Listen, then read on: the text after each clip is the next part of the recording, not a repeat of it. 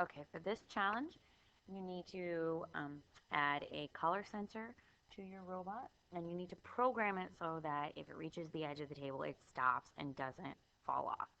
So it's actually really cool.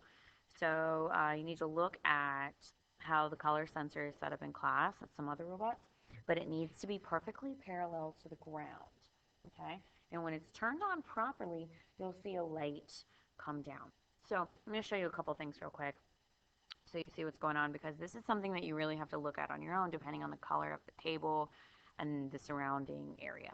Okay, so if you look down here, and it's going to depend upon your software, there's something right here that says port view, and so these are all the ports that I have set up right here.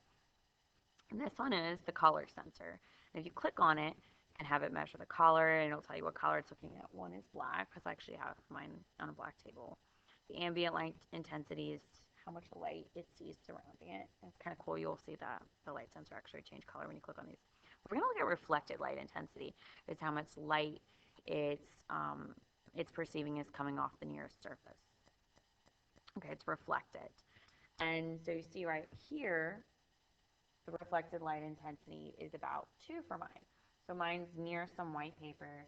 If I put my hand in front of it, the closer an object is, or the darker an object. So it's like 10 right now, and then it jumps back down to 2. And I'm going to show you what's happening. I'm going to push mine to the edge of the table. And so now it's at the edge. So, and it's 0. There is nothing to reflect off of, and that would be 0. So anything less than 1 is what it interprets. It notices that it's interpreting it as a whole number. So this is one of the reasons why you would want that color sensor to be hanging out in front of the robot. Okay, so this is really simple programming. We're going to start with the play button, obviously, like a start our program. And then we're going to add a loop because we want these conditions to be true forever. So it's going to keep running this program over and over and over again.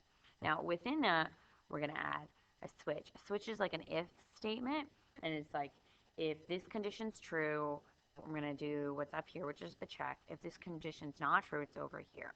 Now, if you ever want it to eventually stop, like if you only want it to travel 1 meter, for instance, that's where you put that right here at the end where you see this infinity sign. And if you click on that, it's like, this will tell you, like the condition that must be met in order for the loop to end.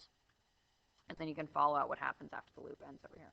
Okay, so we are going to mark this or change this to color sensor, and we're going to compare the reflected light intensity. Compared says you want to look at a specific value. We want to look at what happens if the reflected light intensity is less than 1. Because if the reflected light intensity is less than 1, basically it's 0. But then it's going to, what do we want to happen? Okay, so if that's a true statement, it's going to have, this is what it's going to be programmed to do. And so what we want to say is we want to turn both of the motors off. The wrong one. We're going to set them to off.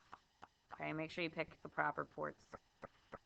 Otherwise, it's just going to freak your robot out.